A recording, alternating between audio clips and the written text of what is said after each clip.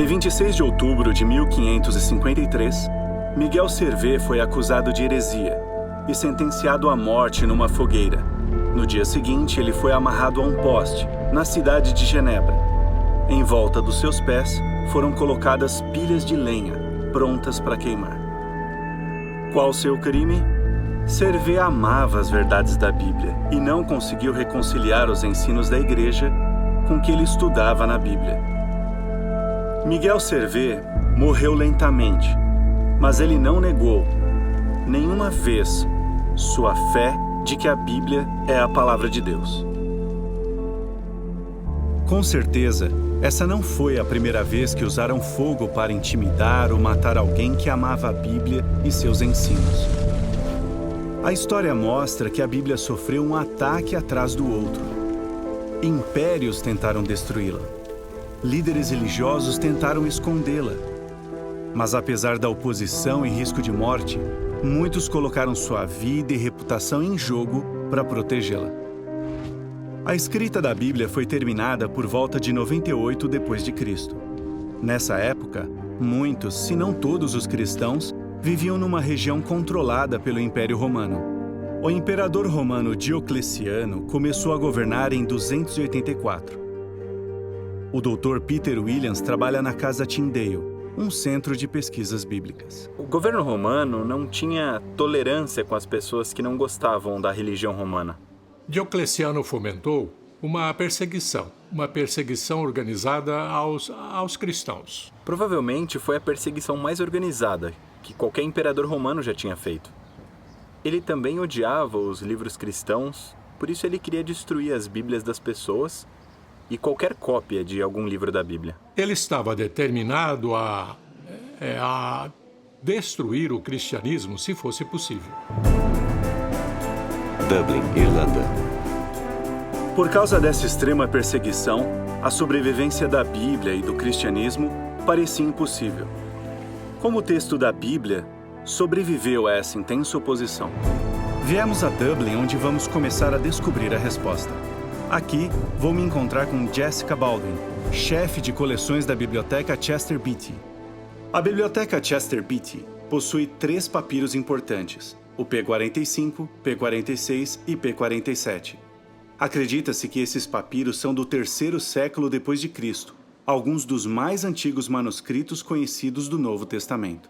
Esse é o papiro bíblico Chester Beatty número 2, também conhecido como P46. Ele é a cópia mais antiga que existe das cartas de Paulo. O termo papiro é até bastante usado, mas quando você olha para esses manuscritos, dá para ver de que material ele é feito. Então, o papiro é feito da medula da planta de papiro e era feito no Egito. Interessante, parece que tem uma dobra no meio dele. Tem sim, porque esses manuscritos eram grandes, não eram como os rolos que você podia enrolar e desenrolar. Para um erudito, para a comunidade naquela época, era muito prático ter esse texto no formato de um códice, porque assim eles conseguiam abrir o texto numa página específica, e esse texto poderia ser facilmente lido, explicado e entendido. O professor Magin me mostrou esses manuscritos em mais detalhes. Esses são textos de altíssima qualidade. Eles têm todos os 4 evangelhos e Atos. Todas as letras foram escritas perfeitamente. As palavras estão todas alinhadas, são elegantes e organizadas. Isso por si só, eu acredito, é o resultado da fé das pessoas que os escreveram. Esse foi um trabalho muito importante e era necessário fazê-lo corretamente, precisamente e elegantemente. Eles sobreviveram porque foram colocados em vasos de cerâmica e enterrados. É evidente que esses manuscritos foram bem cuidados. Esse material não poderia resistir de outra maneira. Aquele que protegeu esses manuscritos mostrou que amava a Bíblia. Mas, com o passar dos séculos, a Bíblia sofreu novos ataques. Inglaterra. William Tyndale foi a primeira pessoa a se empenhar em traduzir a Bíblia dos idiomas originais direto para o inglês. Tyndale nasceu no final do século XV. Ele nasceu na região de Gloucestershire, mas depois foi para Oxford. e se tornou um padre. No século XV, havia muita resistência à ideia de fazer a palavra de Deus estar disponível para todas as pessoas. As pessoas ouviam a Bíblia em latim e os padres interpretavam para elas na igreja. Elas nunca tiveram acesso livre à Bíblia em si mesma. Tyndale não foi autorizado a traduzir a Bíblia na Inglaterra. Ele foi até o bispo de Londres para pedir permissão para traduzir o Novo Testamento direto do grego, o texto original, para o inglês. Mas ele não recebeu essa autorização. Londres, Inglaterra. A oposição contra a tradução da Bíblia era tão grande que mais tarde Tyndale escreveu que não era possível fazer isso em toda a Inglaterra. Então, com a ajuda de comerciantes que concordavam com ele, Tyndale fugiu para a Alemanha, onde seria mais fácil fazer a tradução em inglês do Novo Testamento. Em 1525, sua tradução estava terminada e pronta para impressão. A Biblioteca Britânica em Londres tem a resposta do que aconteceu depois. A doutora Karen Limper-Hertz, curadora-chefe na biblioteca, vai nos ajudar a descobrir. Esse é o único exemplar da primeira edição do Novo Testamento de Tyndale, impresso em 1525 em Colônia, na Alemanha. O fragmento de Colônia é tudo que se conhece da primeira edição do Novo Testamento de Tyndale. Só de ser um fragmento já mostra que era perigoso fazer isso. Depois de ter bebido muito, o impressor deixou escapar que estava imprimindo o Novo Testamento em inglês para alguém que se chamava William Tyndale. As autoridades descobriram e invadiram a gráfica. Ele e seus sócios fugiram, e isso é tudo que restou até hoje. Depois disso, eles foram para Worms. O fato de nem terem passado de Mateus indica que era muito perigoso fazer isso. A primeira tradução completa das escrituras gregas cristãs foi finalmente impressa em 1526 na cidade de Worms, na Alemanha. Cerca de 3.000 livros foram impressos. Antuérpia, Bélgica.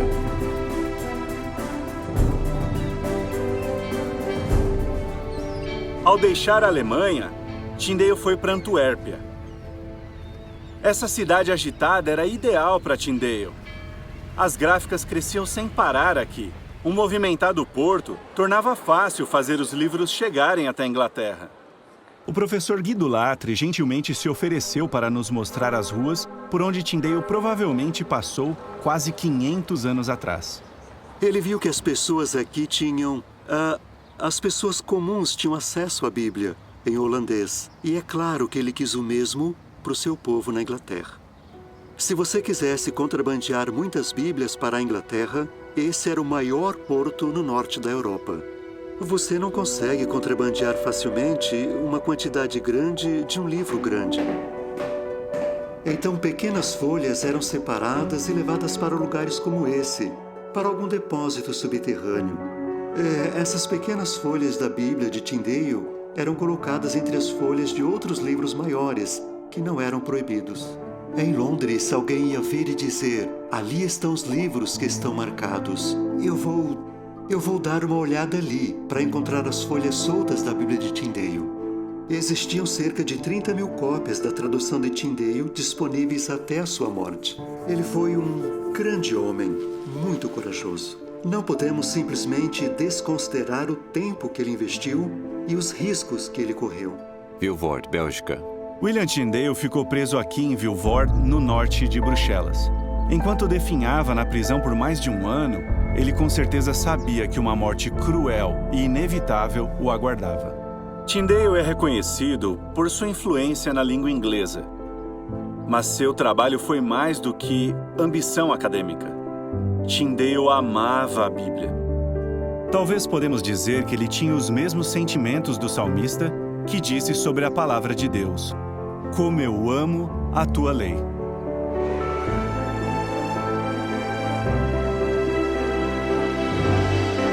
Norte da Espanha.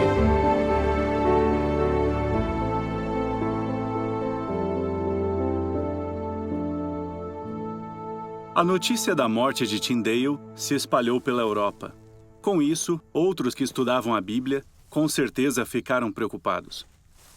Um desses homens foi Miguel Servet, que mencionamos no início. Ele nasceu aqui, na região de Aragão, no norte da Espanha. Viajamos até Villanueva de Siena para descobrir mais sobre ele.